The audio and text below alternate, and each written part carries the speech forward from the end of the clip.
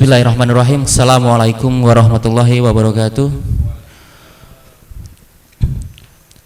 Alhamdulillah alamin, wassalatu wassalamu ala asrofil anbiya'i wal mursalin wa ala alihi wa sahbihi ajma'in. Asyhadu alla ilaha illallah wa asyhadu anna Muhammadan abduhu wa rasuluh.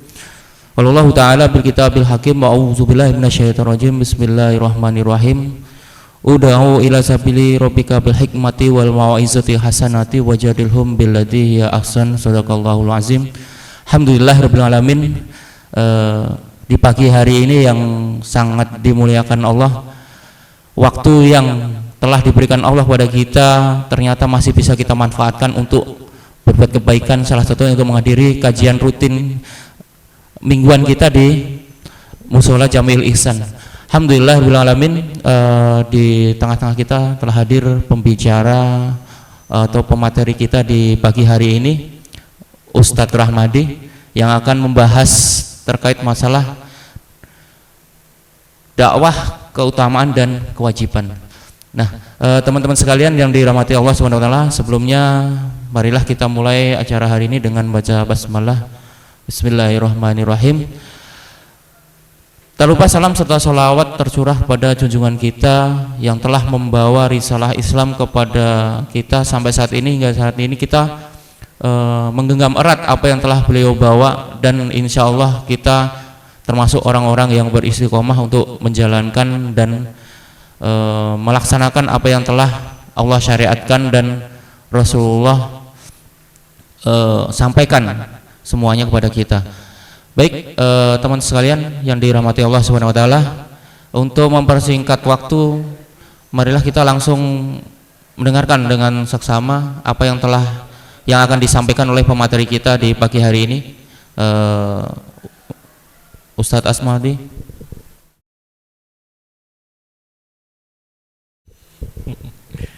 Bismillahirrahmanirrahim. Assalamualaikum warahmatullahi wabarakatuh. Alhamdulillah rabbil alamin. Rabbi sholli sadri wa yassirli amri wahlul 'uqdatam min lisani yafqahu qawli. Asyhadu an la ilaha illallah wahdahu la syarikalah wa asyhadu anna Muhammadan abduhu wa rasuluh. Allahumma sholli ala sayidina Muhammad wa ala ali ala sayidina Muhammad. Qala Allahu ta'ala fi kitabil karim, a'udzu billahi minasyaitonir rajim. Bismillahirrahmanirrahim. Ud'u ila sabili rabbika bil hikmah wa mau'izatil hasanah wajadilhum billati hiya ahsan. Al-ayah. Puji syukur senantiasa kita panjatkan pada Allah Subhanahu wa taala atas segala nikmat keimanan, nikmat keislaman, dan juga nikmat pada saat ini kita bisa berkumpul di majelis yang mulia ini, majelis yang insya Allah didoakan oleh para malaikat. Amin ya rabbal alamin. Salawat dan salam kita aturkan pada junjungan kita Nabi Muhammad sallallahu alaihi wasallam, yang karena beliau kita menjadi orang yang berislam, orang-orang yang terselamatkan, ya, yang berkesempatan untuk meraih surga Allah yang luar biasa. Dan juga pada para sahabatnya, pada keluarganya, para tabi'in, para tabi'ut tabi'in, dan juga seluruh kaum muslimin yang selalu istiqomah dalam keislaman dan keimanannya. Alhamdulillah, bapak-bapak sekalian, kesempatan ini saya diminta untuk mengisi kajian Ahad dengan materi dakwah.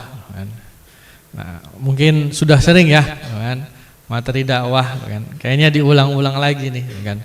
Ya nggak apa-apa, kan? Karena memang Islam itu pengulangan. Sholat kita diulang-ulang ya, kan? Nggak ada orang sholat sekali terus selanjutnya nggak sholat lagi, nggak ada, kan? Puasa kita diulang-ulang lagi ya, kan? Kalau yang wajib tahun depan puasa lagi kita. Infak juga kita diulang-ulang ya, kan? Infak jangan sekali terus udah, kan? Saya sudah pernah infak, jadi lanjut, kan? Ya memang Islam itu pengulangan, kan? Kenapa? Karena itu adalah kebaikan. Nah, yang namanya kebaikan tentu harus kita repeat gitu, Kak, dan kemudian dinamis, kan? Nah, selalu berkelanjutan. Nah, pada kesempatan ini saya menitik beratkan tentang keutamaannya dan kewajibannya. Kan? Nah, intronya dulu bahwa dikabarkan bahwa nanti itu ada yang namanya akhir kehidupan manusia. Maksudnya adalah manusia pasti mati, dunia akan hancur, betul? Ya. Nah, ada nggak kira-kira orang yang nggak percaya namanya hari kiamat? Ada nggak? Ya ada sih, ada. Itu orang yang nggak percaya Tuhan, kan? Nah, padahal sesuatu itu ada batasnya. Nah, tapi secara umum, secara global, kan? Itu orang sudah mengerti bahwasanya, itu kan ada batas kehidupan, baik kehidupan manusia maupun memang kehidupan dunia ini. Suatu saat ini akan berakhir. Nah, ada yang manusianya dulu, kan? Nah, ada yang memang sekaligus dunianya, kan? Nah, yang sudah berlalu, yang kita ketahui adalah leluhur kita, itu kan? Mungkin orang bilang nenek moyang kita, itu sudah mendahului kita, sudah berakhir hidupnya. Nah, ini menjadi banyak pembahasan para ustadz mengingatkan akan mati, bahwasanya yang namanya yang hidup itu nanti akan mati. Saya, antum, kita semua nanti ada batasnya, dan batasnya ini pun nggak tahu. Ada yang bisa sampai 100 tahun umurnya, ada yang cuma 50, ada juga yang 10, kan? Ada juga yang baru lahir kemudian sudah tiada, ada juga seperti itu. Orang nggak tahu. Nah, bukan berarti misalnya ini kan pada muda-muda nih, itu kan. Saya kan tua-tua, kan? Ini golongan tua kita ya, itu kan. Nah, kan. Wah, yang tua duluan dong meninggalnya. Ternyata tidak selalu seperti itu, kan? Nah, umumnya memang masa waktu seseorang kan biasanya umurnya yang lebih tua mati duluan. Nah, laptop misalnya nih, ini laptop jadul ini, kayaknya bakal rusak lebih cepat dibanding laptop yang masih baru.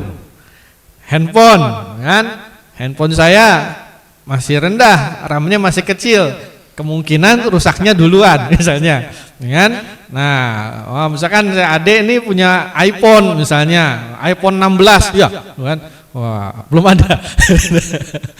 Rusaknya belakangan, kenapa? Lebih awet, lebih mahal, bisa jadi begitu. Tapi ternyata bisa juga handphone saya 2 tahun, 5 tahun lagi masih bisa saya pakai, kan? iPhone-nya itu kan, walaupun bagus, itu kan, ternyata tidak bisa dipakai lagi. Nah, kenapa? Hilang. Nggak support WhatsApp. Wah, kan? WhatsApp itu teknologi baru ya, kan? Zaman saya dulu nggak ada WhatsApp. Kan? Belum ada BBM juga dulu saya. Kan? Zaman saya masih surat-suratan. Sahabat pena, ya Pak, pernah kita ngalamin Pak. Ya, kan? Ke kantor pos beli perangko, dicap truk, nanti nyampe. Nah, 3 hari, seminggu. Itu begitu. Kemudian lanjut ada telepon. Nah, kan? Teleponnya masih diputer-puter kan, 8, 5, tek kan. Nah, sampai ada yang tinggal pencet. Nah, lanjut ternyata ada handphone, kan? Nah, handphone pertama saya itu Ericsson GF388, kan? Yang masih ada antenanya, kan? Itu begitu. Kalau mau ngasih pesan, itu telepon dulu operator kayak pager. Halo, ke nomor sekian pesannya ini nih, kan? Nah, nanti yang dituju nerima. Itu masih seperti itu. Tapi akhirnya mati yang seperti itu, teknologinya ganti, ada SMS, ada MMS, kan? Wow, orang pakai tuh MMS bisa kirim suara, kirim gambar, ternyata mati juga, ganti, itu kan? Ada BBM, kan? Wah, pesan pakai BBM, ternyata kalah lagi, ada WA, malah sekarang ada Telegram, tuh kan? Ada chat apalah itu kan, begitu banyak yang bisa jadi suatu saat nanti ini pun akan usang, kan? Sama, kan? manusia juga nanti suatu waktu akan usang, kan? Nah, keriput, ubanan kayak saya kan udah usang tuh Pak ya. Iya, gitu kan? Nah, kan? Operasi plastik. Wah, pantesan banyak orang ngumpulin plastik-plastik ya. Bekas botol gitu. Ini kan plastik ya, gitu kan. Mungkin buat itu ya. Buat operasi plastik gitu. Ya. Nah, ketika ada orang-orang yang sudah tahu pasti akan mati, pasti ada batasnya, apa yang dilakukan? Nah, alhamdulillah ada yang banyak ibadah. Banyakin sholat, banyakin infak, sering dengan ibadah-ibadah sunnah, kan? Mengajarkan kebaikan. Ketika dia tahu saya harus punya bekal, kan? Saya harus punya bekal nih, kan? Nah, untuk nanti di akhirat. Nah, yang seperti itu mengakibatkan dia memperbanyak ibadahnya. Nah, alhamdulillah bagus nggak kalau begini nih? Nah, bagus, alhamdulillah, kan? Nah, tapi ada nggak yang tidak seperti ini? Nah, ternyata ya, aduh sayang sekali ada. Nah, masih muda yang kalau kira-kira umurnya masih panjang, kok tidak memanfaatkan masa mudanya dengan kebaikan, kan? Padahal kalau ditanya, tahu nggak kalau nanti akan mati? Tahu. Iya, lu kan? Oh, tawuran aja resikonya mati, lu kan? Bawa parang, lu kan? Bawa celurit, gitu kan? Nah, seperti itu, resikonya aja mati, gitu kan? Tahu dia, tetapi pengetahuan dia tentang kematian tadi, tentang batasan usia manusia tadi, tidak berefek kepada tingkah lakunya. Nah, dia tahu namanya orang nenggak miras itu berefek tidak baik, bahkan berdosa pula, kan? Tapi tetap juga gitu loh, tuh kan, nyekek botol dia, gitu kan? Nah, nauzubillah sampai seperti itu, melakukan kriminal, gitu kan?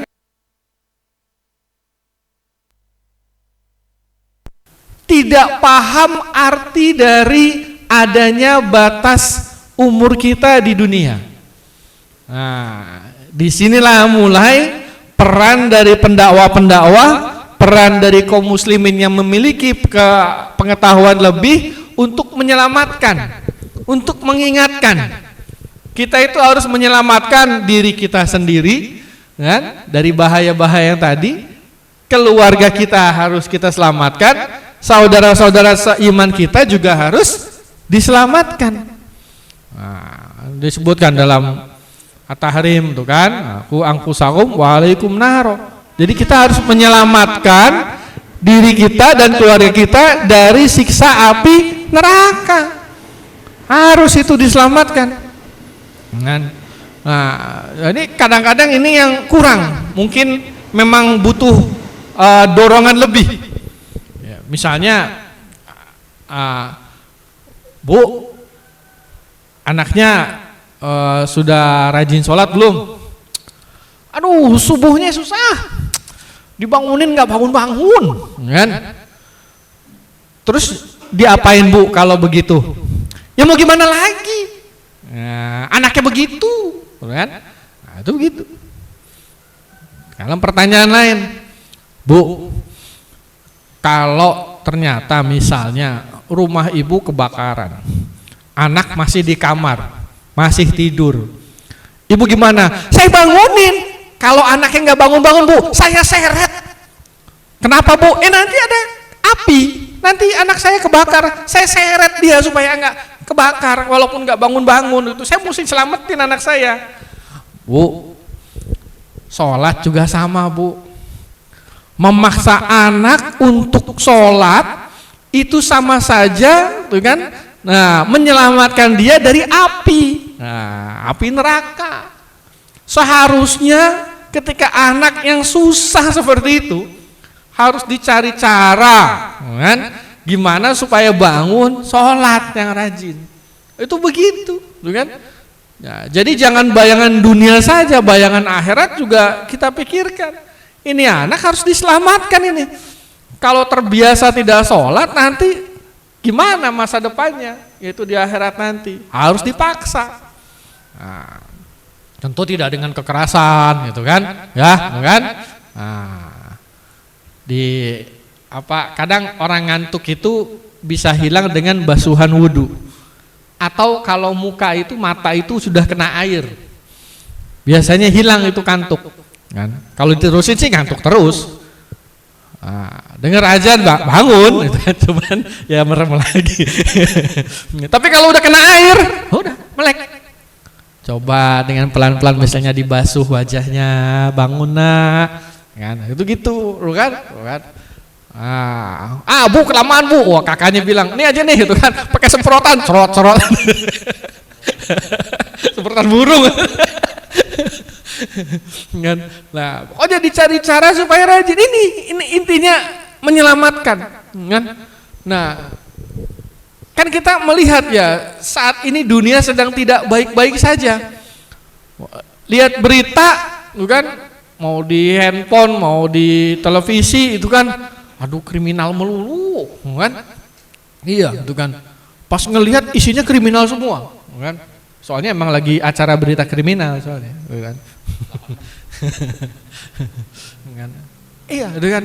Nah, jangan sampai ada di lingkungan kita, kan, yang mengalami hal seperti itu. Ini harus diselamatkan, kan? Nah, ini sudah disampaikan oleh baginda Nabi, diberikan sebuah pemisalan. Jadi Rasulullah itu memberikan pemisalan bahwasanya keadaan masyarakat, keadaan kumpulan orang itu ibarat naik kapal laut. Naik kapal laut yang dia itu ada di atas dan ada di bawah. Ada yang pernah naik kapal laut, naik feri lah ke Bakauheni, kan? Ada yang pernah, kan? Atau ke Bali misalnya, kan? Nah, kan? Ke Bali dari Banyuwangi misalnya, kan? Nyebrang, kan? Itu begitu. Nah, biasanya kapal ferinya itu ada yang di atas, ada yang di bawah. Memang begitu. Nah, cuman kalau zaman dulu, zaman Rasul, kapal lautnya nggak kayak gitu, masih kayu, ya, masih kayu, kan? Nah, dikabarkan bahwasanya rombongan ini ada yang duduk di atas, ada duduk di bawah, dan penuh. Lalu kemudian orang yang di bawah itu ingin mengambil air, dia butuh air. Nah, karena penuh, kayaknya nggak enak deh. Misi ke atas, pengen ngambil air gitu ya, misalnya, gitu kan, ngerepotin orang. Daripada ngerepotin orang, ini kan di bawah kan air ya, kan? Lagi di laut nih, kan? Bolongin aja, ntar juga ada airnya kan? Ya, bisa kan begitu? Nah, ceritanya kapal kayu nih, kalau kapal besi ya susah, pakai bor. Bolongin aja, tempat duduk saya, kan? Nah, saya udah beli tiket di sini, ini hak saya, terserah saya, mau saya lobangin kek, itu kan, mau saya bagusin kek, terserah saya dong. Pikiran dia seperti itu. Nah, dikatakan oleh baginda Nabi bahwasanya kalau orang di sekitarnya yang mengetahui hal tersebut lalu mendiamkan saja, terserah, kan? Akhirnya apa? Tenggelam. Karena berlubangnya satu bagian kapal itu akan berefek dengan bagian yang lain, kan? Bukan dia saja yang nanti akan merasakan dampaknya, tapi yang lain itu juga, kan? Itu. Nah, inilah maksudnya kalau kita itu di lingkungan kita ada kemaksiatan, jangan diam aja. Kenapa? Karena efeknya, itu kan keluarga saya nggak ikutan kok, kan? Nah, saat itu. Nah, tapi lain waktu, nah ini yang was-was. Kan? Apakah akan seperti itu atau tidak? Kan? Makanya ketika ada kontrol dari masyarakat yang menghalangi, jangan maksiat, dah teredam itu, jangan, udah diredam, itu akan terjaga. Tapi kalau nafsi masing-masing, terserah, itu kan, cuma keluarga dia, itu kan, nanggung dia, itu kan. Nah, ternyata enggak, ini ada efeknya juga kepada yang lain. Bahkan dikatakan ini nanti akan menimbulkan fasad, kan? Nah, dalam surat Ar-Rum kan, zaharal fasada fil barri wal bahri bima kasabat aydin nas. Jadi telah nyata kerusakan, gitu kan? Jadi fasad tadi. Nah, daratan itu dan di lautan karena tangan-tangan manusia. Dan faktanya sekarang kita lihat, karena lagi musim kering banget, kan? Kering banget itu sampai ya sumur juga kering, udara jadi panas, jadi polusi, gitu kan? Nah, aduh kok nggak hujan-hujan ya, kan? Nah, mana tuh kemarin yang ngusir-ngusir hujan, dengan katanya bisa, kok manggil hujan nggak bisa, emang hoak, nggak bisa emang, kan? Nah, karena hujan itu Allah yang atur, kan? Makanya kalau dalam Islam kita diajarkan doa meminta hujan. Nah, kita sholat supaya minta hujan. Maksudnya apa? Meminta hanya kepada Allah, kan? Nah, jangan kepada kendi, ya, kan? Iya, kan? Jadi harus yang benar, kan? Nah, tapi disebutkan di sini fasad ini kenapa? Fasad ini adalah akibat dari kemaksiatan yang ada, yang menimbulkan dosa. Inilah yang disebut dengan fasad, kerusakan. Jadi kerusakan itu tidak hanya fisik, kan? Tapi moral juga rusak, kan? Itu, kan? Ketika moral rusak, wah bahaya ini sudah ke pemikiran ini. Pemikirannya perlu dibenahi, kan? Iya, kan? Orang kok mudah sekali tersinggung, berantem, pukul, bunuh, kan? Iya, kok sampai begitu, kan? Nah, bahkan sampai ke anak-anak, gitu kan? Sudah menjarah sampai ke sana. Kok bisa anak-anak merencanakan penyiksaan, kan? Wah, nggak habis pikir itu, kan? Iya. Nah, jadi batasan tentang moral itu sekarang itu sangat jauh sekali, kan? Zaman dulu yang namanya misalnya ngintip aja, itu sudah tabu. Orang tuh nggak mau ngintip. Padahal kesempatannya banyak, kan? Dulu kamar mandi bisa rame-rame di luar, kan? Rumah itu jarang yang ada WC-nya itu jarang, kan? Nah, sekarang sudah rapat, ketutup, itu kan sanitasi baik, orang malah nyuri-nyuri, kan? Kenapa? Mentalnya, moralnya, kan? Ini yang tidak terjaga. Lalu bagaimana nih solusinya nih ketika maksiat, dosa, kerusakan itu banyak? Disinilah perlunya yang namanya dakwah, kan? Nah, dikatakan bahwasanya, kan? Amar bil ma'ruf, kan? Wa naha 'anil munkar. Dakwah itu menyeru kepada kebaikan dan mencegah dari kemungkaran. Nah, dan dakwah itu nggak harus ustadz, nggak harus di depan di belakang podium, nggak perlu, kan? Dakwah itu nggak perlu pakai peci, enggak. Teman kita, kan? Jumatan nih, kan? Wudu, sholat bareng yuk. Nah, itu sudah dakwah, kan? Nah, khotib, jelas dia dakwah, gitu kan? Kalau khotib itu dakwahnya yang baik-baik itu, kan? Nah, itu dakwah, kan? Kita kasih, itu kan? Nih, itu kan? Saya kasih Al-Quran buat dibaca, itu dakwah, kan? Yuk ke Jamil Ihsan yuk. Ada kajian di sono, itu dakwah, kan? Nah, bukan ustadz, tapi dakwahnya jalan. Karena dakwah itu bukan privilege dari ustadz, bukan cuma ustadz aja yang boleh dakwah, kan? Nah, boleh yang lain. Jadi kita semua nih, kan? Itu boleh, kan? Dan pahalanya sama, gede-gede juga, kan? Jadi jangan meninggalkan dakwah. Dakwah itu kesempatan kita meraih pahala surga, kan? Nah, dakwahnya gimana, Ustaz? Ini menyeru kepada kebaikan dan mencegah dari kemungkaran. Nah, kalau menyeru kebaikan bisa, Ustaz. Tapi kalau mencegah kemungkaran itu kayaknya susah. Nah, benar gak begitu? Oh benar ya? Ya katanya begitu. Orang nggak sholat, kita ajak sholat, itu kan dakwah kebaikan. Bisa, sholat yuk, nah, bisa. Ikut kajian majelis taklim lu, bisa, kan? Yuk puasa sunnah yuk, bisa. Tapi mencegah kemungkaran, ada orang mabok, kan? Kita sampaikan bahwasanya itu salah itu, kan? Nggak boleh seperti itu, haram itu. Galakan dia jadi takut saya misalnya gitu kan. Jadi susah ya gitu kan. Kan ya kadang orang yang salah itu lebih berani daripada orang yang benar gitu kan. Ya, makanya harusnya kita yang lebih berani gitu kan. Nah, dulu kan bilang berani karena benar gitu kan. Takut karena salah.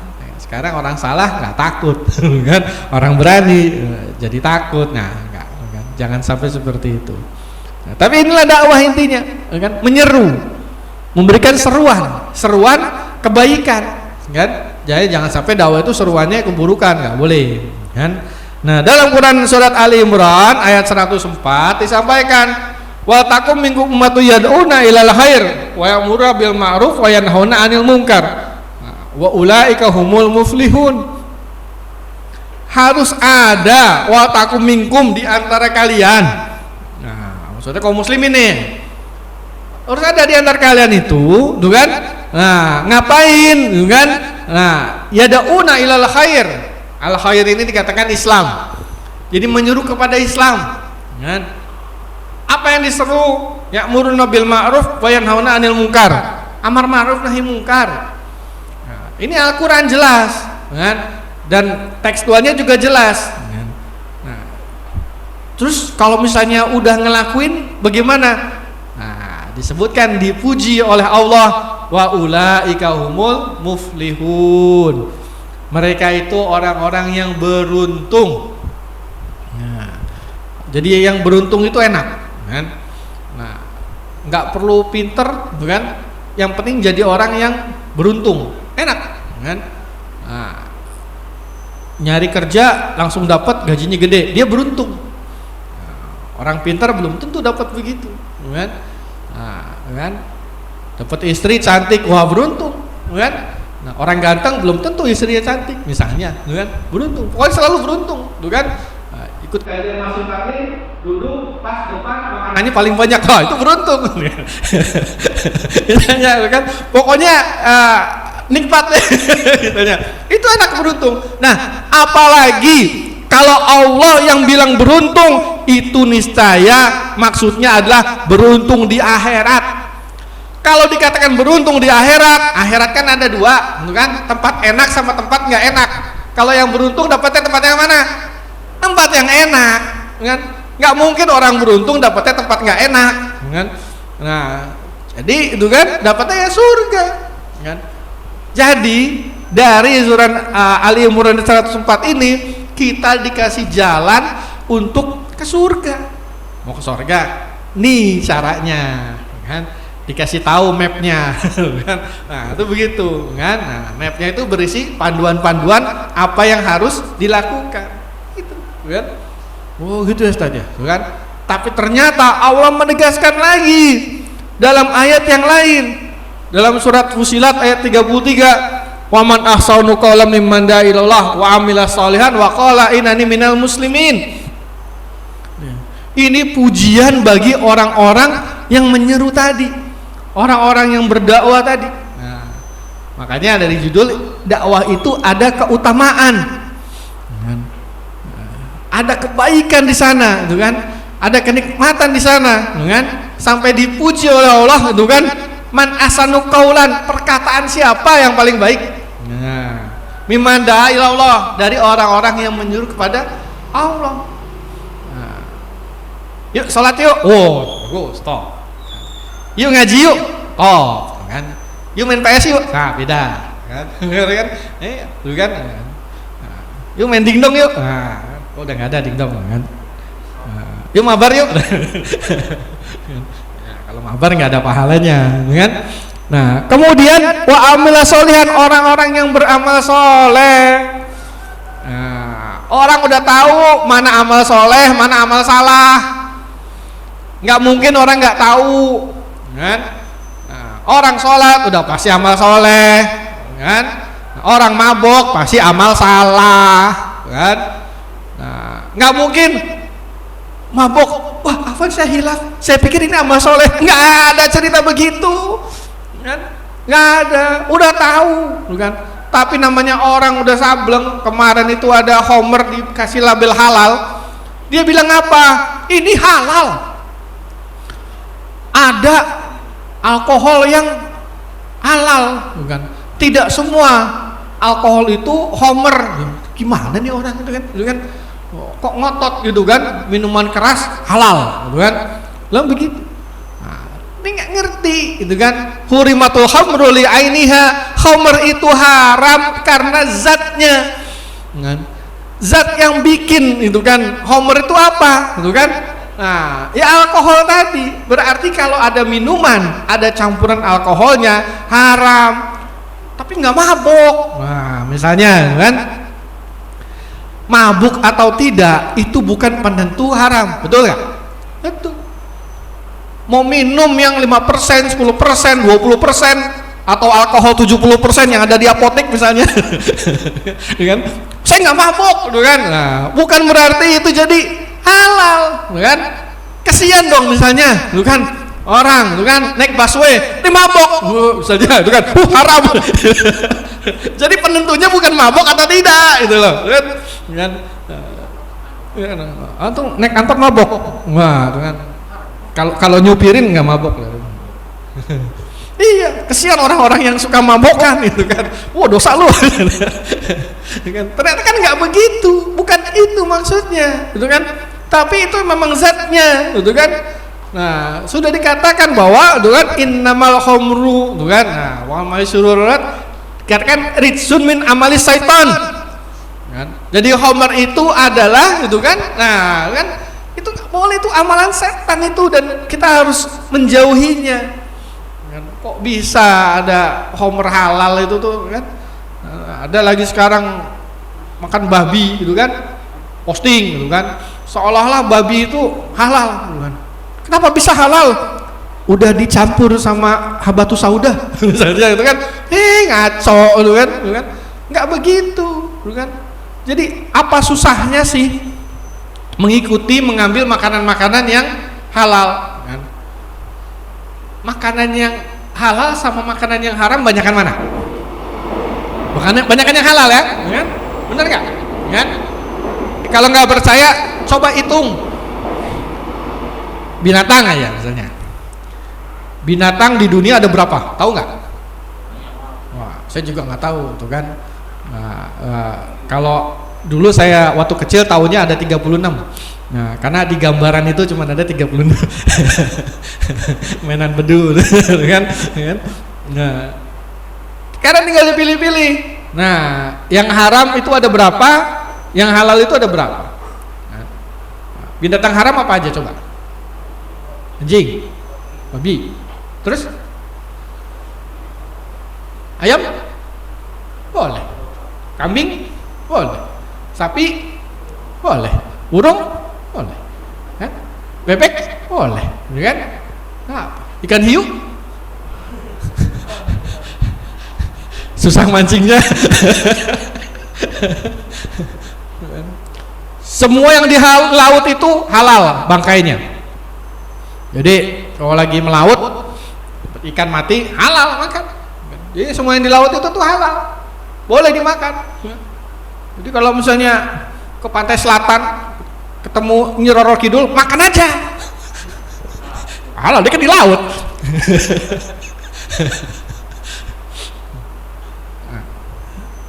Jadi kita itu harus beramal dengan amalan yang baik. Dan ditambah lagi itu kan menunjukkan waqala innani minal muslimin, saya ini termasuk orang-orang yang berserah diri, termasuk orang muslim. Ini perlu ya, kan? Ini perlu bahwa kita tunjukin saya muslim, kan? Perlu. Kenapa? Karena ada orang yang malu-malu. Ada orang yang malu-malu. Sampai ada yang gitu kan, itu kok begitu sih gitu kan? Kok konsumsi itu ada orang muslim konsumsi nggak apa-apa, gitu kan? Nah, standarnya begitu, salah, kan? Jadi saya juga dulu pernah kerja, kan? Namanya di kantor Ada yang pulang dari luar negeri bawa macam-macam, bawa ini, bawa itu, wah ngasih lah. Tapi kalau namanya dari luar negeri, halal haramnya suka nggak jelas. Bawa coklat enak, tapi dalamnya ada rum. Tahu rum? Nah, alkohol. Jadi kalau digigit ada sensasi dinginnya, ces. Nah, ada juga kue tart, kan? Wah, Black Forest, tengahnya itu pas digigit, ces, dingin. Nah itu tuh ada alkoholnya itu, kan? Tapi enak gitu kan. Nah kadang saya sendiri nggak tahu ini baru ketemu makanan kayak begini. Nah, tapi ketika saya tunjukin ke teman-teman, saya muslim, saya rajin sholat, saya nggak mau yang haram-haram. Ketika ada makanan, jangan itu ada babinya, jangan itu ada homernya, dikasih tahu sama mereka. Kenapa?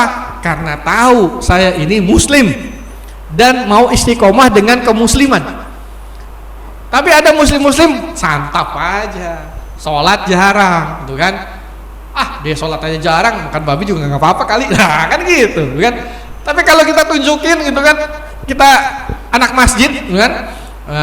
Marbot, nah, tahu marbot? Markas bocah takwa. Wih jangan, gitu kan? Wah dia anak masjid, gitu kan? Jangan dikasih beginian. Nah itu seperti itu penjagaannya. Kita nggak mau. Kan? Nah, perempuan-perempuan juga itu tuh salam tangan juga, wah hati-hati, jangan dia ustaz, kan? Nggak apa-apa, itu penjagaan, kan? Biarin daripada kita kepleset, kan? Terjun kepada yang maksiat. Jadi tunjukkan saya muslim, saya rajin sholat, bukannya ria, gitu kan? Tapi untuk menunjukkan supaya mohon yang haram-haram jangan deket-deketin ke saya. Nah, tolong deh, gitu. Karena godaan setan itu luar biasa. Nah, dengan menjaga seperti itu, ya maaf ya, gitu kan, kalau yang haram-haram nggak mau lah, kan? Itu begitu. Kan? Nah, jangan sampai, itu kan, itu kan, ke diskotik yuk, kan? Lagi diskon nih, itu kan, satu gelas cuma 175.000, wah, itu kan, yuk, itu kan, wah. Satu gelas 175.000. Kalau satu botolnya jutaan memang ya wajar itu kan. Ya, makanya kalau kata Roma kan sebenarnya yang haram-haram itu tuh mesti modal. Yang haram-haram itu tuh mahal. Homer tuh mahal, kan? Bir berapa harganya? Kan? Coba, kan? Oh nggak ada yang tahu, bagus. Berarti nggak pernah nyekek botol, ya kan? Iya, bukan. Jadi sungguh lucu. Ada pabrik bir supaya nggak haram-haram banget, di dekat kantornya dibiayain untuk membuat sebuah masjid yang megah. Begitu. Oh ini pabrik birnya baik nih, bikin masjid. Kalah gedenya nih, Jamilisa kalah, itu kan gedean itu. Dikasih nama apa? Albir, kan? Albir, mentang-mentang dia pabrik bir, dibikin albir. Padahal makna dari albir tadi apa? Bukan homer, itu adalah kebaikan. Iya, kan? Itu kebaikan, tapi dari teksnya bir. Jadi masjid albir, kan? Padahal bukannya minuman keras itu. Kok jangan dicampur-campurkan itu, kan? Kalau saya tolak, kan? Misalkan pabrik bir mau ini nih, pas Idul Kurban nyumbang sapi 10 misalnya, enggak, itu kan? Itu subhat itu nih duitnya, nggak tahu dari mana lah itu kan? Karena mendekati yang haram, wah nggak, tolak.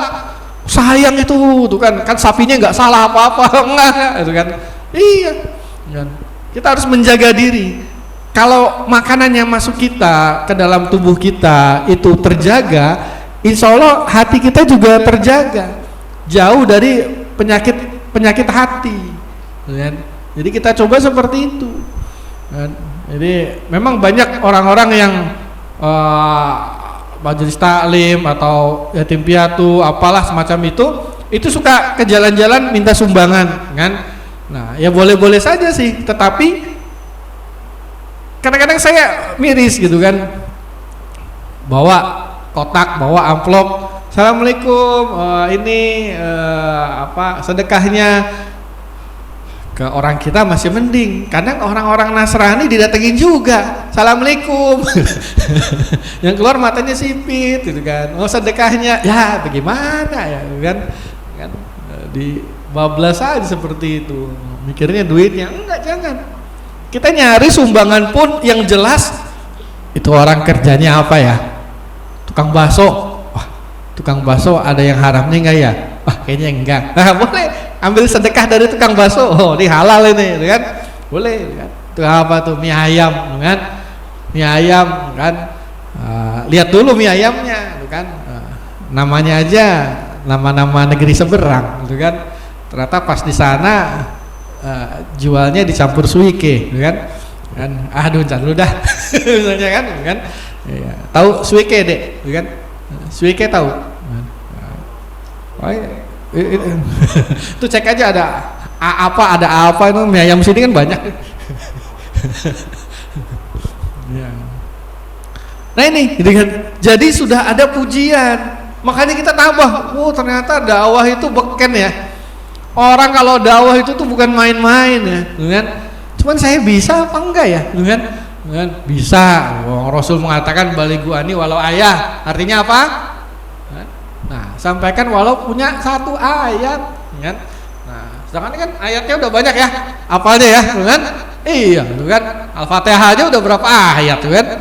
Sholat bacaan Qur'annya berapa ayat, kan? Udah banyak. Padahal nyampein satu saja pahalanya udah gede, kan? Udah bisa dakwah ini, kan? Udah panggil ustadz semuanya dah, ya, kan? Ustadz semua ini, kan? Tampangnya aja udah menjanjikan, udah bagus-bagus. Iya. Nah, terus gimana caranya saya kalau dakwah, kan? Udah dikasih tahu dalam surat An-Nahl ayat 125. Ud'u ila sabili rabbika bil hikmah. Nah, serulah itu kan ke jalan Tuhanmu, berarti kan dakwah ini dengan cara apa? Bil hikmah. Kan? Nah, dengan hikmah, kan? Dengan rasional, dengan sesuatu yang bisa dicerna, yang masuk akal, itu begitu, kan? Kalau menurut saya ada dakwah yang nggak masuk di akal. Ceritanya begini, kan? Ada bapak ikut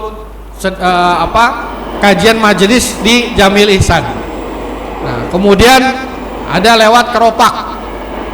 Nah, dia baru gajian, keropak, akhirnya seluruh gajinya dimasukin buat keropaknya, kan? Pulang-pulang ternyata dia dapat rezeki 2 kali lipat dari isi dompetnya. Wah, kan? Bisa jadi, cuman dari segi rasional nggak mungkin orang semua kayak begitu, kan? Yang benar adalah bahwa ketika antum itu memberikan sesuatu kepada Allah, nanti akan dimudahkan jalan hidupnya. Tidak hanya terkesan materi, tidak. Jadi kita menjelaskan juga harus jelas, kan? Apalagi dikatakan wa maujatil hasanah, kan? Dengan pelajaran yang baik, dengan contoh yang baik. Ya sholat. Dia sendiri nggak sholat. Puasa jangan bolong-bolong. Dia sendiri banyak bolong, kan? Gimana, kan? Harus nutup aurat. Dia sendiri suka pakai celana pendek, kan? Nah, gimana? Ayo sedekah. Dia sendiri jarang sedekah, kan? Misalnya begitu, kan? Enggak, kita harus memberikan contoh. Nih seperti ini nih, kan? Nah, biasanya orang itu nggak perlu mencontohkan sampai kelihatan orang, udah muncul sendiri. Kenapa? Karena udah jadi habit, udah menjadi tabiat, sudah biasa dia lakukan. Orang tuh kan ngeliatannya, iya ya itu kan pengen kayak dia tuh ya, gitu kan? Nah, kan dia jam 4 udah di masjid, gitu kan? Nunggu subuh, wah tuh kan tiap hari dia lakuin, wah luar biasa tuh ya, gitu kan? Nah itu dicontoh, gitu kan? Kalau yang salah jangan dicontoh. Wih dia itu kan, wah jam 11 lewat 50 itu kan udah ke masjid sebelum luhur, gitu, zuhur itu kan. Nah ngapain dia sholat subuh? Siang banget ya. Nah yang kayak gitu jangan dicontoh, kan? Lamaan. Lalu kemudian wajadilhum billati hiya ahsan. Kalau ada yang tidak pas dan kemudian terjadi perdebatan, bantahlah dengan cara yang baik, dengan hujah yang kuat, kan? Nah, jadi disampaikan, kan? Pak, jangan mabok, itu nanti dosa. Dalilnya mana? Nah, kata Pak Ustadz, ya boleh begitu, itu kan. Nah, cuman habis itu kita pulang aja, cari dalilnya, terus balik lagi ke orang itu. Nih, itu kan. Nah, nggak cuman mabok yang dilarang, ternyata judi juga. Nah, mau judi apa aja, mau judi kartu, mau judi ayam, mau judi slot, gitu kan. Nah, saya bingung judi slot itu apaan ya, itu kan rame banget ya, gitu kan. Nah, belum pernah soalnya. Nah, kemudian juga daging babi, lahmul khinzir, nggak boleh, kan? Nah, innamal khamru wal maisiru wal azlamu, gitu kan? Nah, itu nggak boleh, kan? Oh, ada dalilnya, jelas. Jangan, Pak, mabok tuh nggak boleh, gitu kan? Kenapa nggak boleh? Pokoknya nggak boleh. Ya kenapa nggak boleh itu kan? Pokoknya jelek, kan? Nggak boleh di sini ribut, ya enggak. Harus dengan ahsan. Udah sampaikan. Ada perdebatan, mungkin beda mazhab, beda apa, itu kan? Ya sudah, adu dalil aja, diberikan hujah yang lebih baik. Nah, gitu maksudnya, kan? Nah, ya misalnya ketika orang, saya sering ngelihat orang-orang itu ketika sholat, misalnya pada sholat pas terakhir, sujud terakhir itu dilamain, kan? Kenapa? Oh, ini doa yang mustajab, kan? Tapi imamnya sudah salam, dia masih doa juga. Itu keliru. Seharusnya itu kita mengikuti imam. Pas rakaat pertama, imam bacanya dari juz amma, kan? Dia baca Al-Baqarah, kan? Dia nggak mau ikutan ruku. Kenapa? Al-Baqarah saya belum selesai. Ya nggak boleh, ikutin imam, kan? Nah, pernah ada lagi ngeduluin imam. Ah, nih imam lama banget ya, gue ruku duluan. Wah, aduh ngaco, kan? Nah, sholat jenazah misalnya. Ada yang pernah sholat jenazah? Nyolatin jenazah? Kan? Nah, kan? Nanti dicoba ya, kan? Nah, terus harus tahu ilmunya. Nah, sholat jenazah itu takbir 4 kali dan nggak ada ruku. Nah, makanya dempet-dempetan. Kan? Nah, jadi kalau misalnya lagi nyolatin jenazah, jangan ruku, jangan sujud ya, kan? Nah, kan? Lupa, dia ruku, Allahu Akbar, dia ruku. Kok ruku? Habis jenazahnya dosanya banyak. Nggak bisa begitu, tuh kan? Nggak boleh, tuh kan? Nggak begitu caranya, karena kita punya aturan. Ibadah hukumnya haram, semua ibadah hukumnya haram, kecuali ada dalil. Maksudnya apa? Ketika melaksanakan ibadah harus ada dalilnya. Kalau nggak ada namanya bid'ah, kan? Di semua sholat ada dalilnya.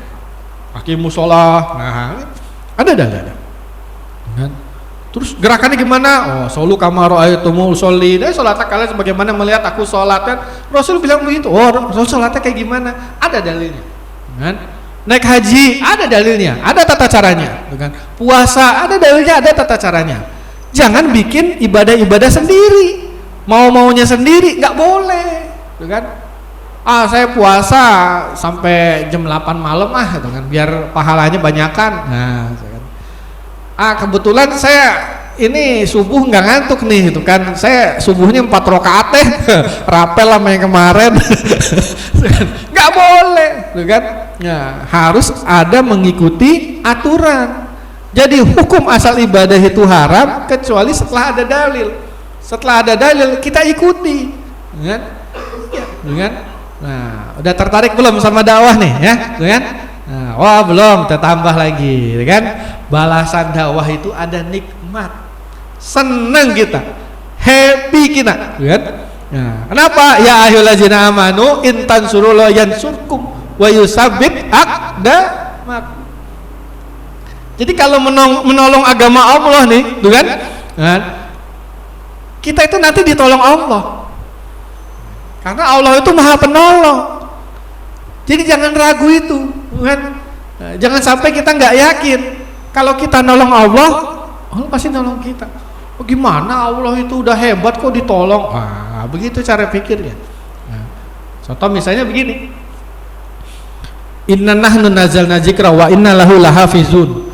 Sungguhnya Allah itu menurunkan az-zikr, Al-Qur'an, kan? Dan Allah sendiri yang menjaganya.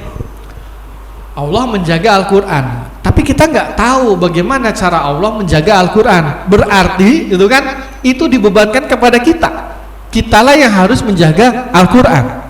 Kita yang menghafal 30 juz, kan? Itu seperti itu. Alhamdulillah sekarang banyak hafiz. Jadi kalau ada yang salah sedikit itu ketahuan.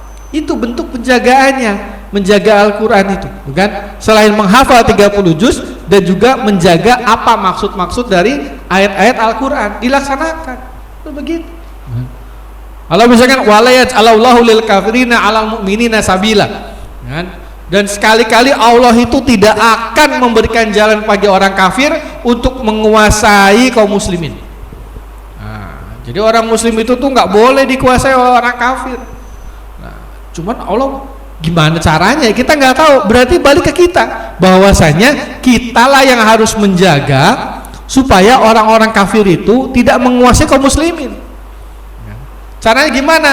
Harus lebih baik, lebih hebat dari orang-orang kafir. Harus seperti itu. Jangan dikasih jalan. Makanya kalau ada calon pemimpin orang kafir, nggak boleh, jangan kasih jalan yang seperti itu. Kan? Dia nggak ngerti syariat, gimana nanti mau ngerti beribadahnya kaum muslimin? Dia nggak ngerti, jangan. Nah, makanya tolonglah agama Allah, menolong agama Allah dengan melaksanakan perintah-perintah dari Allah dan Rasulnya, dan juga meninggalkan segala larangannya dan berdakwah menyerukan kebaikan-kebaikan itu.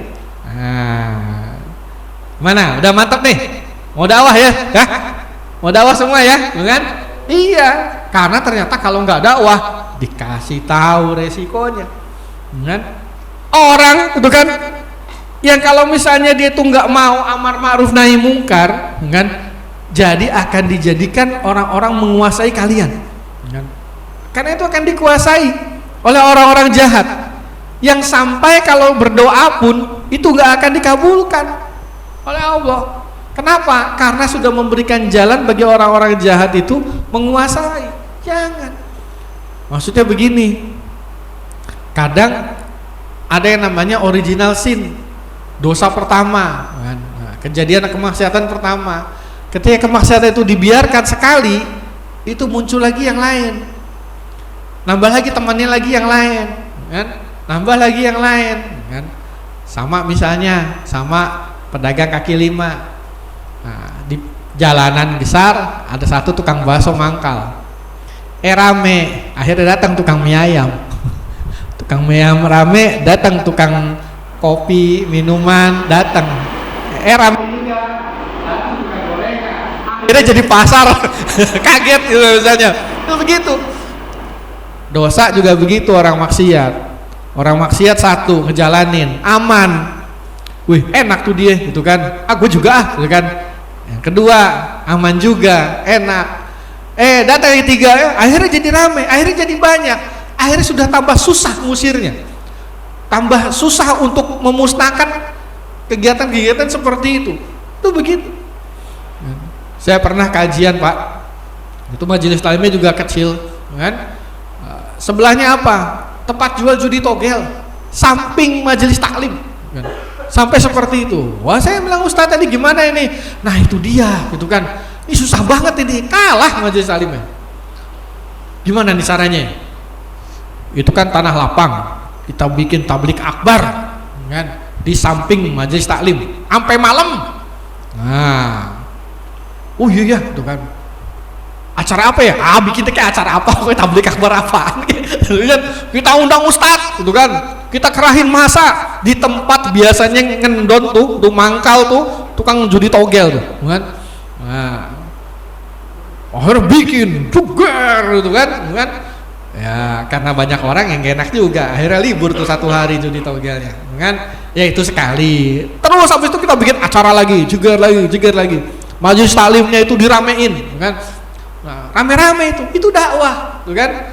Padahal cuma pengen mustahin 1 judi togel doang, tuh kan? 1 lapak doang, tuh kan? Tapi rame-rame kita, tuh kan? Itu begitu, tuh kan? Nah, kita nggak langsung main kasar segala macam, tapi dengan ketika suasananya di situ adalah tempat pengajian, malu dia mau jualan, kan? Kalah dia, gitu kan? Nah itu salah satu contohnya, itu kan? Kalau nggak bisa sendirian, yuk rame-rame kita dakwahnya, kan? Iya, boleh, nggak apa-apa, kan? Nah, kan? Ya silakan, kan? Nah, lalu gimana nih, kan? Udah mulai semangat nih mau dakwahnya nih. Ya, kalau mau jadi pedagang hebat, yang untungnya gede, tanya sama pedagang yang udah sukses, ya kan? Iya, tanya pedagang yang udah sukses, ya kan? Nah, kalau misalnya, gitu kan? Pengen kita itu baca Qur'annya itu tuh hafalannya banyak, tanya sama hafiz yang hafalannya sudah banyak. Dan kalau kita tuh pengen dakwahnya sukses, kita tanya siapa? Tanya sama orang yang dakwahnya tuh sukses luar biasa. Pendakwah yang paling sukses itu adalah baginda Nabi. Maka kita lihat gimana sih baginda Nabi itu kalau dakwah. Kenapa? Laqad kana lakum fi Rasulillahi uswatun hasanah. Ada pada diri Rasulullah itu teladan yang baik. Jadi gimana kita tahunya? Nabi udah nggak ada. Belum baca sirah. Sirah Nabi itu biografi paling lengkap dan paling diakui, nggak ada salah. Banyak yang bikin periwayatannya itu tuh benar-benar dipilih. Jadi nggak ada biografi orang selengkap itu. Baca, dikaji itu sirah nabawiyah, itu perjalanan Nabi itu. Malah ada yang sampai bikin dari sebelum Nabi itu lahir. Gimana kondisi Arab pada zaman dulu ketika Nabi belum lahir. Lalu kemudian sampai lahir bagaimana, terus saja sampai wafatnya beliau. Kita cari itu, gimana sih? Dakwah harus sabar. Rasul suka diludahin, sabar, kan? Wah, itu kan. Akhirnya, itu kan ini membuat kita itu, dakwah itu harus tenang. Dakwah itu jangan terlalu menggebu-gebu misalnya. Lalu gimana sih? Nah, nanti ada kita pembahasan thoriqah dakwah Rasul, kan? Tapi secara global, Rasul itu ketika berdakwah, kan? Ini secara fikriyah, siyasiyah dan lamadiyah. Pernah kan diajarin di sini ya, kan? Itu kan pemikiran, kemudian dengan politis, kan? Dan juga tanpa kekerasan, kan? Tanpa kekerasan. Kita diminta untuk bersabar ketika ada gangguan itu, ya sabarlah. Nah, makanya kita harus belajar dari bagaimana Rasul itu berdakwah, kan? Ini ceritanya Gua Hiro, kan? Tempat awal Nabi itu mendapatkan Al-Quran. Apa ayatnya kan? Al-Alaq 1 sampai 5. Pinter, kan? Kita harus tahu sirah Nabi, kan? Nah, setelah Al-Alaq yang turun surat apa? Nih suratnya. Ayat setelah Iqra, kan? Ya ayyuhal mudatsir qum fa'anzir. Hai orang yang berselimut, bangunlah lalu berilah peringatan. Jadi ketika Rasul diperintahkan untuk Iqra, membaca, kan? Nah, baca itu juga bukan sekedar baca ini Budi, enggak, bukan begitu. Tapi membaca situasi, membaca lalu melaksanakan, memahami, kan? Kalau orang sekedar baca itu gampang, tapi ini enggak, kan? Atau itu ada tulisan tuh di sana itu ya. Dilarang tidur di dalam ruangan musola demi kenyamanan bersama. Iya, kan? Gitu kan tulisannya ya. Nah, itu siapa yang nempel tuh? Pasti pengurus masjid. Ada yang tidur. Bang. Baca tuh bang, baca. Dibaca sama dia. Dilarang tidur di dalam ruangan. Habis baca apa? Dia tidur lagi. Bang, kok tidur lagi? Katanya suruh baca. Gue baca. Habis itu dia tidur lagi. Nah, itu kalau Iqra hanya diterjemahkan dengan baca. Bukan itu, tapi memahami, melihat situasi itu kan dan merubah keadaan. Kan? Iya. Jadi bukan itu. Maksud tulisan itu adalah dibaca lalu dilaksanakan. Sering juga dilarang parkir, ada P gede dicoret. Susah parkir sini. Kan? Apa orangnya itu nggak bisa baca? Bisa. Apa dia nggak tahu di situ tuh dilarang parkir? Tahu, bukan? Nah, contoh di KS Tubun, dari mulai Brimob sampai Peldi itu dipasang pelang, P dicoret. Tapi tiap hari mobil itu tuh berjejer di situ pagi, siang, sore, malam. Iya. Apa orang yang parkir itu nggak baca itu ada P dicoret? Baca, tahu, tapi nggak mau ngelaksanain. Maka Iqra itu, baca itu, Al-Quran yang kita baca itu jangan cuma dibaca doang, dipahamin lalu dilaksanakan kan. Kalau baca doang ya seperti tadi orang tidur di masjid itu kan, dia tahu, orang parkir sembarangan dia tahu tapi nggak mau laksanain. Jadi Al-Quran itu harus diterapin, bukan buat didiemin kan. Iya kan, buat hiasan doang. Gua beli Al-Quran apa nih kan, 7 in 1, wah Al-Qurannya tebal banget misalnya, atau 10 in 1 apalah itu kan. Itu apa tuh? Nih ada tajwidnya dimerahin, diwarnain, ada tafsirnya kan. Nah, malah ada yang dipakai pulpen dia bisa baca Quran sendiri. Ya, ada ya, gitu kan. Jadi Quran ditempelin tak dia baca sendiri gitu kan. Itu begitu kan. Wah, enggak usah baca kita, tempel aja baca. A'udzubillahi minasyaitonir rajim. Begitu, kita diam aja kita. Itu kalau orang nggak tahu fungsinya. Maksud orang yang bikin baca. Nah, baca pakai bacaan yang baik. Nah, ketika baca kemudian pengen yang baik nih, contohnya nih. Nah, qul huwallahu ahad kan? Oh, itu kan maksudnya ditempel bunyi. Nah, usahakan kita baca kayak begitu. Kan? Bukannya cuma tet, apalagi style MP3. Nah, itu kan. Trek udah 30 juz. Di handphone ada, udah orangnya kemana, orangnya tidur gitu kan, MP3-nya jalan. Enggak begitu kan. Iya kan? Jadi gitu maksud Iqra ya.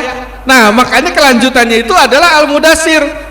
Jadi Rasulullah kan sampai menggigil ketika baru mendapatkan wahyu itu kan, menggigil kan, kayak selimutan, tapi disuruh oleh Allah kan bangun kan,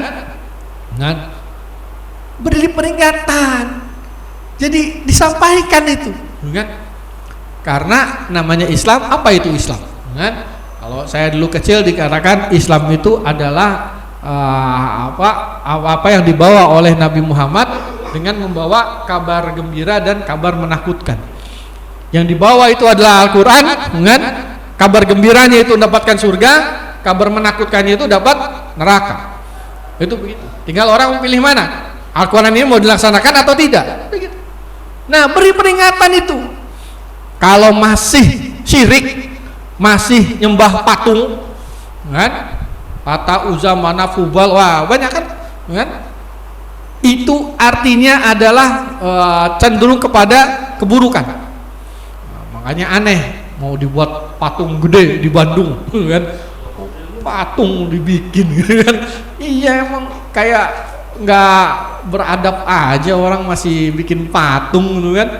Itu kan jadi aneh itu kan, padahal zaman Nabi itu patung tuh dihancurin dari zaman Nabi Ibrahim, patung itu dihancurin ya kan. Ketika ada acara mau Nabi Ibrahim dihancur-hancurin tuh patung, kan? Dikalungin sama yang gede itu kampaknya buat ngancurin patung, kan? Itu begitu, kan? Sampai ketika Nabi Ibrahim itu, kamu yang ngancurin ya? Loh, kok nuduh saya? Tanya sama patung gede itu loh, kapaknya di situ, kan? Kamu gila ya? Patung ditanya. Lu lebih gila, patung disembah. Iya kan? Bagaimana sih itu kan? Katanya Tuhan, kan? Tuhan kok nggak bisa berbuat apa-apa ketika dihancurin, kan aneh. Nah ini makanya mudah-mudahan tersadar sehingga tidak jadi bikin patung, kan? Nah, dengan bikin masjid aja harusnya, jangan bikin patung. Kan? Nah ini jadi peringatan. Maksud memberi peringatan berarti dakwah, kan? Rasul memberitakan kita untuk dakwah, kan? Jadi Rasul itu, kalau kita kembali flashback, Rasul di Gua Hiro dapat ayat, lalu kemudian dia mendakwahi pertama siapa? Istrinya, kan? Siti Khadijah, kan? Nah, lalu ke teman dekatnya, kan? Siapa teman dekat Nabi? Abu Bakar As-Siddiq, kan? Lalu kepada maulanya Zaid bin Harisah, lalu sepupunya Ali bin Abi Thalib. Dan ternyata rata-rata yang diseru itu tuh masih pada muda-muda, kan? Ali bin Abi Thalib 8 tahun, Zubair bin Awam 8 tahun, ada yang 17 tahun, Sa'ad bin Abi Waqqas, Mas'ud bin Rabi'ah, kan? Nah, ini udah lebih dari 17 tahun kan ya? Kan? Udah pada punya KTP berarti ya? Oh, ini 20-an, kan? Umar bin Khattab 26 tahun, Utbah bin Ghazwan 27 tahun, kan? Nah, sampai terus umur 30 tahun Abdurrahman bin Auf, gitu kan? Nah, lalu Abu bin Abdul Muthalib 40 tahun, ini kan paman Nabi, gitu kan? Sampai yang paling tinggi ya 50 tahun, kan? Seperti itu. Jadi masih muda-muda, kan? Orang-orang yang memang didakwahi itu tuh masih pada muda-muda, yang masih bisa tercerahkan pemikirannya. Ini mereka yang ikut golongan Nabi, Hizbur Rasul, kan? Itu didakwahi. Setelah mereka didakwahi, lalu bagaimana? Mereka mensiarkan Islam. Sampai akhirnya setelah 3 tahun kenabian turun ayat fasda bima tu'mar. Nah, sampaikanlah secara terang-terangan. Setelah menyampaikan terang-terangan, mereka itu berjalan berbaris, pegangan tangan, jalan. Kalau nonton film Hari Salah itu menuju Mekah, kan? Jadi bergelombol, gitu kan? Nah itu aksi masyiroh itu, ahad itu begitu aja. Itu satu kata aja powerful zaman dulu. Nah, sampai selanjutnya itu Rasul terang-terangan sampai menyebarlah Islam, sampai dihalang-halangi pun nggak bisa. Ada orang disuruh kalau naik haji, nah, ini musim haji itu banyak orang luar datang. Itu momen Nabi itu menyampaikan kepada mereka biar dibawa pulang oleh-olehnya tentang Islam. Kalau mau naik haji tutup kuping, sumpel pakai kapas. Kenapa? Ada orang tukang sihir. Nanti kalau ngedengar kesihir lalu meninggalkan agama nenek moyang. Bilangnya begitu, kan? Oh nurut orang, oh jangan dengerin, gitu kan? Nah cuman orang manusia itu tuh susah, kan? Misalnya gini nih, saya bilang nih, jangan pikirin kalau ada kucing lewat sini. Nah, jangan pikirin ya. Yang saya suruh jangan pikirin apa? Kucing, kan? Nah, padahal saya suruh jangan pikirin. Jadi kalau kata jangan, orang tuh malah mikirin. Jangan mikirin Islam, malah kepikiran Islam itu apa, kan? Sampai memang ada seorang namanya Tufail Ad-Dausi, gitu kan? Dia itu penyair hebat, disuruh nyumpel dan dia sumpel, dan dia bertemu dengan Muhammad yang sedang dakwah. Itu orang ngomong apa karena disumpel. Dia penasaran, dibuka sumpelannya, didengerin. Wah saya ini penyair, saya tahu mana syair yang bagus, mana yang jelek. Ini bukan syair, bukan manusia nih yang bikin. Nah, kan gitu. Katanya dari Allah, kan? Akhirnya dia masuk Islam. Akhirnya nyuruh kaumnya, lepas. Ini bagus ini. Begitu, kan? Sampai akhirnya bertambah, kan? Nah, ada lagi Abu Dzar Al-Ghifari datang mau Islam, temu Rasul sekali, habis itu langsung dakwah, dipukulin karena orang jauh, perantau. Udah sembuh, dakwah lagi, dipukulin lagi. Akhirnya sama Rasul pulang kampung aja deh. kan, ke suku Daus sana, kan, pulang kampung. Akhirnya disuruh Rasul pulang, dia pulang, kan. Dia pulang setelah Fatuh Makkah, dia balik lagi bawa satu kampung. Ya Rasul, nih udah Islam semua. Luar biasa kan dakwahnya itu, kan. Jadi dia pulang kampung tuh gak diam aja, dia dakwah, dia bawa satu kampung, ini udah Islam semua nih Ustaz, ya Rasul, kan. Hasil dari dia itu dakwah, kan. Dan ternyata tidak sampai di situ. Kemudian di Madinah, kan, sampai ke Madinah itu Islam itu sampai di sana, kan. Pernah dengar ceritanya bagaimana Islam itu nyampe ke Madinah? Pernah dengar ceritanya? Ada yang ceritain di sini, kan? Nah, kalau enggak saya kasih tahu. Ada sahabat Nabi namanya Mus'ab bin Umair. Itu diutus oleh Rasulullah, kamu sana ke Yastrib. Nah, Madinah kan Yastrib dulu ya. Mana Yastrib? Sendirian, suruh dakwah ke kampung orang. Jalan dia. Di jalan, lalu kemudian dia dakwah. Ada ketemu orang, dikumpulin, kemudian nah, ada daerah perkebunan. Nah, tempatnya enak, akhirnya dikumpulin orang di situ. Didakwain tentang Islam. Sampai terdengar dari orang yang punya tanah itu. Kan? Namanya Sa'ad bin Mu'az. Itu siapa di sana? Ternyata ada sepupunya ikut. Nah, kan? Sa'ad bin Zurarah waktu itu. Nah, itu ikut sana. Waduh, itu kan ngusir sepupu kagak enak. Akhirnya yang manggil anak buahnya, kan? Si As'ad namanya. Asad ini jago berantem, jago perang. Dia punya tombak pendek dan dia jago maininnya. Berani dia. Akhirnya disuruh, kan. Itu ada orang di tanah gue, itu kan, ngomongin Islam, ngomongin yang bukan biasa kita omongin tuh, kan. Usir loh. Kan, kira-kira begitu ya. Kan. Oh, siap. Udah, ambil tombak, jalan dia. Set, kan. Sampai sana Mus'ab bin Umair lagi begini nih. Nyampein Al-Qur'an, jelasin Al-Qur'an, kan? Begitu, kan. Woi, siapa di sini? Kan? Nah, yang asing itu kan cuman Mus'ab bin Umair. Ditanya, "Kamu siapa?" Mus'ab, kan? Dari mana? Dari Mekah, gitu kan. Sini ngapain? Mau nyampein Islam. Ya nggak usah sana pergi. Nggak boleh di sini, nggak boleh. Itu contoh orang-orang yang suka bubarin pengajian begitu tuh. Pergi, gitu kan? Nah. Wah, negosiasi jangan dulu lah. Sekarang gini deh, duduk dulu sebentar, dengerin, kan? Kalau nggak suka saya pergi, kan?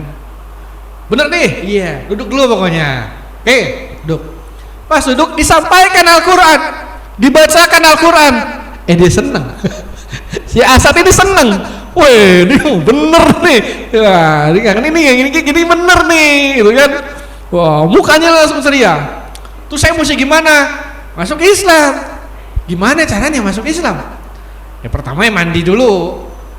Mandi, terus baca 2 kalimat syahadat. Udah dia langsung. Ya mandi, baca 2 kalimat syahadat, dia sudah jadi Islam. Kan? Sampai akhirnya dia bilang Asad ini, tahu nggak? Ada orang di sini, kalau dia udah ikutan masuk Islam, semua ngikut. Ada tuh, anterin dah, ayo. Wah, datang ke Sa'ad bin Mu'az. Wah, dia emang kepalanya di Madinah ini, itu kan suku Aus, itu kan.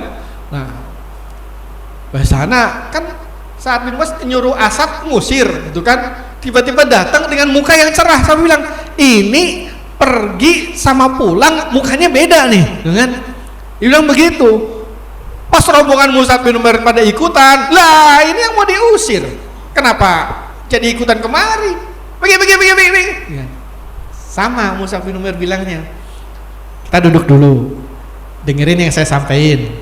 Kalau nggak suka saya pergi, ya, begitu. Benar pergi ya. Nah, oke. Sama, bacain lagi Al-Quran, jelasin maksud Al-Quran. Wah, ini bener. Itulah dakwah, kan? Dakwah itu luar biasa kalau kita ngerujuknya ke Al-Quran, kan? Makanya dari tadi saya ini Al-Quran ayat ini, kan? Bukan omongan saya, omongan Allah itu. Ketika Ketika seperti itu, siapa yang mau bantah? Kan? Siapa yang mau tidak menerima hal seperti itu? Datangnya dari Allah. Cuman minta waktu sebentar, kan? Akhirnya mau. Oh iya, akhirnya masuk Islam juga dan jadi orang yang luar biasa keislamannya. Membawa sebagian mayoritas orang-orang di Yathrib itu masuk Islam. Jadi sama seperti Asad tadi, ketika dia tuh bilang saya mau masuk Islam, gimana caranya? Mandi, kan? Udah bersih, bersuci, lalu 2 kalimat syahadat. Nah, itu. Setelah dia mengungkapkan keislamannya, dikasih pengumuman, tolong umumin ya, gitu kan, ke yang lain, gitu kan. Jadi kalau yang belum Islam nggak usah ngomong sama gue, begitu.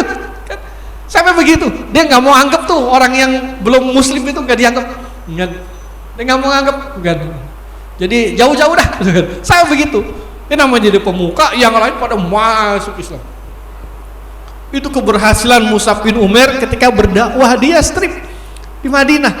Sampai sebagian besar orang Madinah itu, gitu kan, masuk Islam. Karena apa? Dakwah. Kan?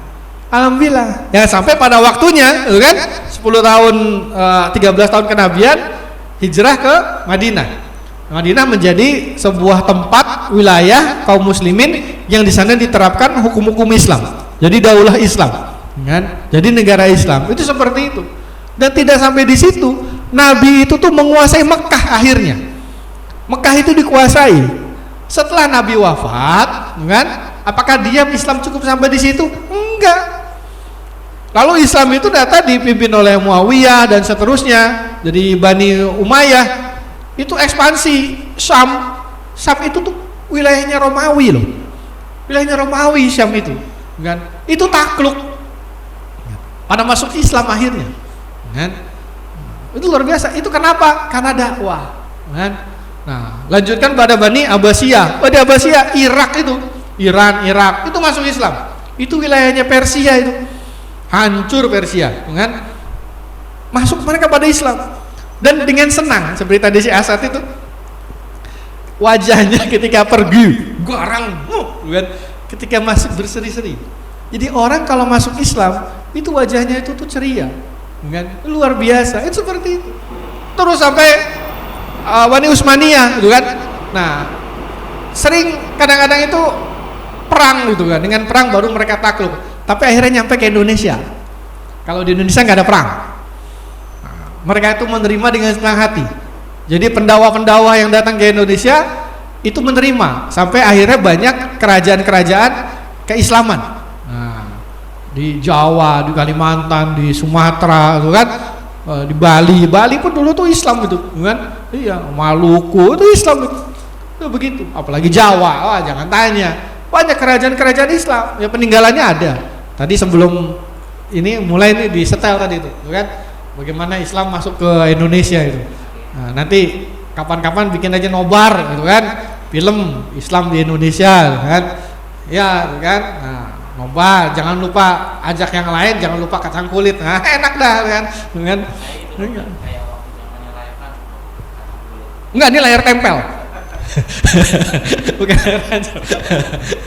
Iya, kacang rebus kalau layar tancap. Iya, itu begitu. Sampai masuk Indonesia. Nah, Indonesia itu nerima dengan terbuka Islam itu, kan? Nah, karena emang kulturnya orang Indonesia itu tuh lebih terbuka. Sampai akhirnya masuk sampai ke kita nih. Jadi yang duluan Islam itu kan leluhur kita, bapak, kakek, nenek kan. Tapi sampai ke kita, alhamdulillah lahir dalam keluarga Islam ya. Alhamdulillah. Dengan dibanding yang lain yang nggak beruntung, kita beruntung. Jadi masuk ke dalam agama yang mulia ini. Dan itu bagaimana bisa terjadi? Karena setelah Nabi itu ada Khulafaur Rasyidin. Nah, Khulafa itu jamak dari khalifah. Ya, banyak khalifah Abu Bakar, khalifah Umar, khalifah Ali, kan? Nah, itu seperti itu. Nah, khalifah itu jabatannya. Nah, sistemnya itu sistem khilafah, kan? Dan ini nggak ada yang menolak, memang seperti itu keadaannya. Dan di sana itu ketika khilafah ini semua rakyat itu tertangani. Ingat gak kisah Umar bin Khattab itu mengetahui ada ibu masak batu buat anaknya, kan? Nah, lalu akhirnya ketika mengetahui Umar bin Khattab langsung ke Baitul Mal, ngambil gandum, digotong sendiri ke sana, kan? Jadi seperti itu, khilafah itu begitu, benar-benar ingin rakyatnya itu tuh sejahtera. Khalifahnya ini kepala negara ini juga pengen kayak begitu, kan? Makanya luar biasa zaman itu, kan? Nah, ketika musim pacaklik, itu kan, waduh, pacaklik ini barang jadi mahal nih, itu khalifahnya langsung impor, kan? Wah, apa bahan baku untuk makan itu supaya apa? Supaya rakyatnya itu makan, kan? Dan dikasih cuma-cuma itu, kan? Hanya enak kalau ada khilafah sebenarnya, kan? Nah, apalagi bisa melakukan sana sini, itu kan, itu luar biasa. Universitas pertama Islam itu ada di Spanyol. Yang bikin siapa? Khalifah. Kan? Zaman dulu Eropa itu nggak ngerti namanya universitas, tuh nggak ngerti. Nah, bahkan zaman dulu tuh mereka tuh nggak ngerti adanya angka 0. Angka 0 itu tuh disebut angka Arab. Mereka pakai angka Romawi. Tahu angka Romawi? Nah, I 3, V berapa? Nah, X berapa? Nah, itu begitu. Ada nolnya enggak? Enggak ada. Kalau ditanya 0 mereka nggak ngerti mereka, kan? Harusnya kan I titik itu 0, enggak, X baru 10, kan? Itu begitu, kan? Nah, mereka nggak ngerti. Lalu kalau Arab ada nolnya, kan? Nah, kalau misalnya nggak ada Arab, bingung mereka ngitung itu, pusing itu, kan? Nah, ada ke Arab. Nah, jadi Arab itu sudah cerdas zaman dulu, kan? Jadi jangan salah gitu kan. Kalau mau kaya-kayaan juga kayaan orang Arab daripada orang-orang Eropa, kan? Orang Eropa harta paling berapa sih? Orang Arab itu mandi pakai minyak. Iya, kan? Nah, jadi ini hasil dari dakwah yang sampai ke Indonesia, dibawa oleh para khalifah mengutus utusannya supaya dakwah ke Indonesia, kita dapat kecipratan yang baiknya. Tapi tahu nggak awalnya itu bagaimana? Awalnya itu adalah seperti ini. Bikin halqah di kediaman Arqam bin Abi Arqam. Jadi ada sahabat Arqam bin Abi Arqam ini setuju dengan dakwah Islam, kan? Akhirnya menyerahkan tempatnya. Ya Rasulullah, pakai tempat saya aja kalau mau ngaji, mau menyampaikan Al-Quran, kan? Pakai aja tempat saya, kan?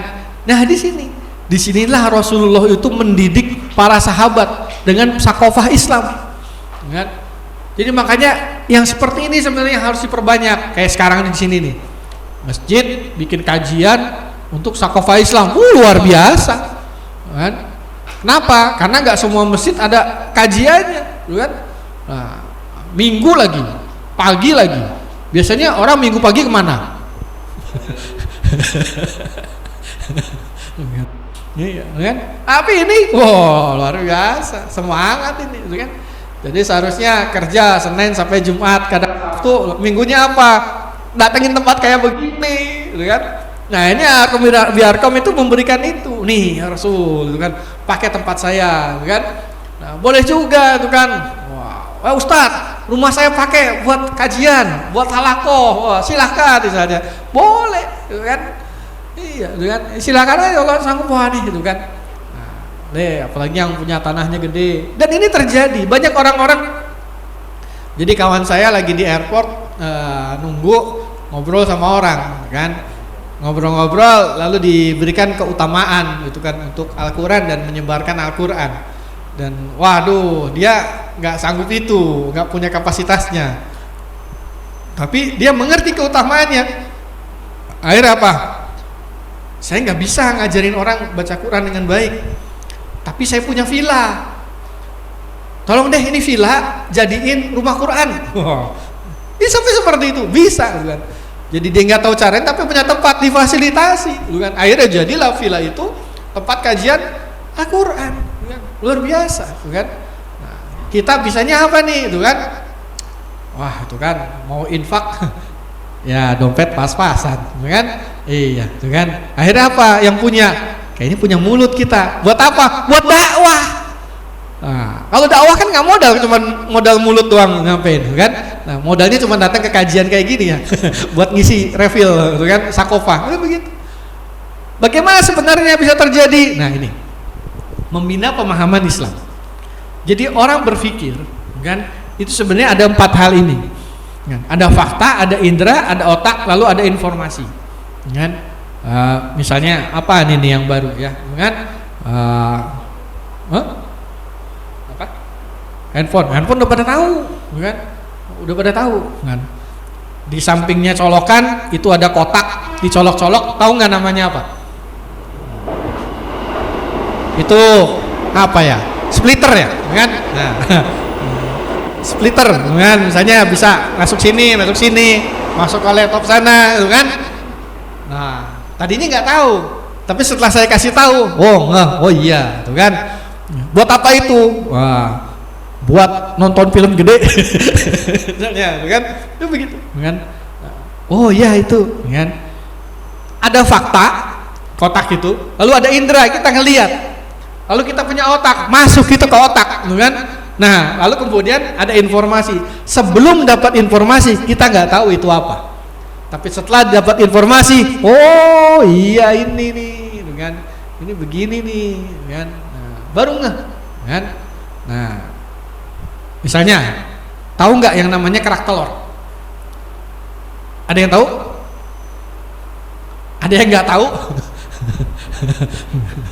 Kemarin di PRJ banyak kerak telur makanan Betawi itu kan. Nah, udah pada tahu itu kan.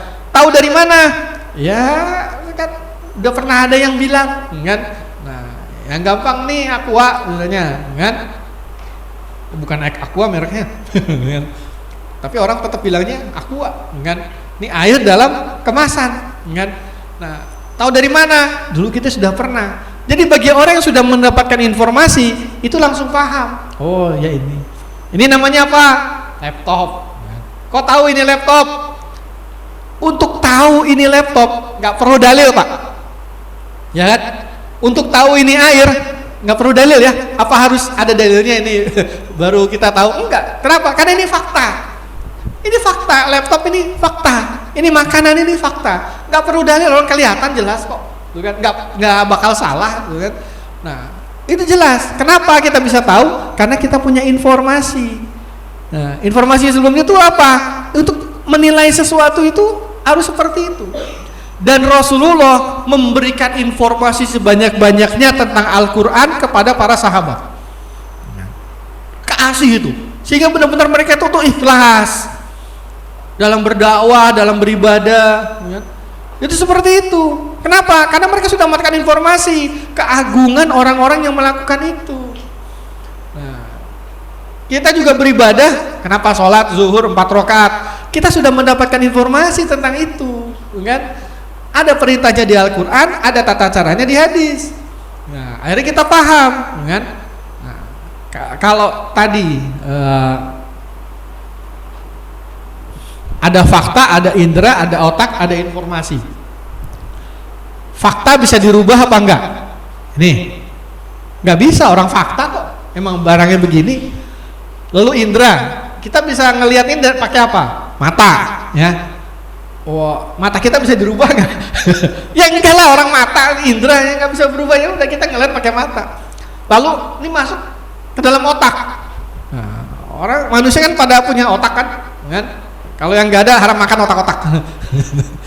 Ada otak gitu kan. Otak bisa dirubah nggak? Bagaimana orang ketutup? Ngerubahnya gimana? Orang ketutup kepala gitu kan. Kalau sakit udah belek sama dokter ya mungkin bisa gitu. Nah itu fix. Tapi kemudian informasi. Ya. Informasi bisa dirubah nggak? Bisa. Orang bandel, suka mabok gitu kan. Nah, suka mencuri, lalu kita jelasin itu haram tuh nggak boleh, itu nggak bagus, mencuri itu tuh dosa, kan? Sampai dia paham, lalu dia tobat. Itu kenapa dia bisa tobat? Karena dikasih informasi yang sebelumnya dia nggak paham, kan? Nah, seperti tadi kan dilarang tidur, kan? Atau dilarang parkir, dia tahu tapi nggak paham. Karena kalau paham pasti dia jalanin. Seperti orang-orang yang nggak sholat itu karena dia nggak paham. Kalau sholat itu tuh benar-benar urgent gitu loh, kan penting. Dia nggak paham. Kalau paham ya kayak kita ini pasti sholat, nggak mungkin ninggalin sholat, pasti sholat, kan? Kenapa? Karena kita paham ini suatu hal yang harus dilakukan, kan? Nah, masalahnya manusia itu memang dari pemikirannya paham, lalu ada kecenderungan melakukan atau tidak, jadilah dia sebuah aktivitas. Daging babi kita sudah paham, oh iya nih haram ini, jangan dimakan, tapi ada kecenderungan bisa makan bisa tidak. Nah, kalau orang paham ngerti nggak bakal dimakan. Tapi kalau misalkan orang yang demi sesuatu hal yang lain, itu pasti dibablas. Nah, akhirnya aktivitas itu menentukan kita dari paham atau tidak, kan? Nah, Rasulullah itu hidup bersama para sahabat itu bareng-bareng, sholat bareng, dakwah bareng, gitu kan, aktivitas hidup bareng, itu seperti itu, sehingga tercipta suasana Al-Quran. Nah, ini kecil pada saat itu karena wilayahnya kecil, tapi kemudian kan membesar sampai sepertiga dunia itu dikuasai oleh Islam. Kalau setiap masyarakat menjaga perasaan Islamnya, insya Allah jadilah masyarakat atau negara yang Islami. Ini yang kita pengen, kan? Nggak ada lagi nanti orang yang nggak sholat, nggak ada lagi orang yang mabuk, itu yang kita pengen, kan? Dan hasil binaan Rasul, oh itu luar biasa, kan? Jadi binaan Rasul itu membuat sebuah kutlah, bukan kutlah dakwah atau jamaah, kan? Mereka bersama-sama tergabung dalam satu kelompok tertentu, kemudian berdakwah bareng-bareng. Ini sebenarnya kadang dakwah itu nggak bisa dilakukan sendirian, makanya ayo bareng-bareng, kan? Nah, orang tuh ngikut majelis taklim, gitu kan? Nah, ikut golongan apa, gitu kan? Supaya apa? Supaya bisa dakwah bareng-bareng, kan? Nah, jadi memang penting, gitu kan? Bersama-sama dalam satu kelompok, bersama-sama dalam satu harokah, itu tuh penting, gitu kan? Supaya terjaga juga, gitu kan? Jadi mari nih kita cari nih, gitu kan? Kelompok yang tepat, yang bareng-bareng membawa kita ke surga dengan penuh sakofah Islam, kan? Karena hasil interaksi dari Rasul membuat masyarakat yang khas apa? Khas Islamnya, kan? Yang tidak dimiliki oleh masyarakat Eropa, masyarakat Amerika, itu enggak punya itu. Islam itu tuh sangat khas sekali, kan? Nah, jadi siap buat dakwah? Wah, siap loh, kan? Nah, nanti akan menjadi pemimpin, dan kita merindukan adanya pemimpin yang melaksanakan aturan Islam apapun resikonya, sebagaimana Nabi. Pokoknya Islam itu harus jalan. Orang jangan dilarang sholat, orang jangan dilarang nutup aurat, kan? Orang jangan dilarang untuk tetap menjalankan Islam secara kafah, kan? Nah, dan kalau ada perselisihan, maka kembalikan perselisihan itu kepada Islam, bagaimana Islam memandang, kan? Jadi inilah, itu kan, inti dari dakwah. Kita merubah masyarakat, kita merubah diri sendiri, kita merubah keluarga, semoga bisa jadi lebih baik, yang nantinya kita akan sampai ke akhirat itu dengan mendapatkan surga, bukan neraka, karena surga adalah sebaik-baik tempat kembali insya Allah, kan? Ya alhamdulillah, mudah-mudahan ini bisa berkenan dan mendapatkan kebaikan buat kita semua.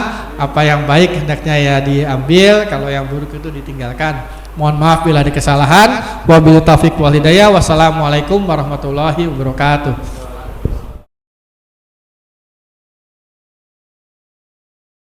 Pembahasan yang sangat luar biasa yang disampaikan oleh Ustadz Rahmadi ya hari ini ya, terkait masalah dakwah. Jadi teman-teman sekalian yang di sini sudah siap dakwah? Siap. Alhamdulillah. Jadi luar biasa ya, dakwah ini keuntungannya banyak banget, dan yang paling gampang banget ketika kita itu sudah punya keinginan untuk berdakwah, itu kita bisa tersenyum ternyata, kan gitu ya.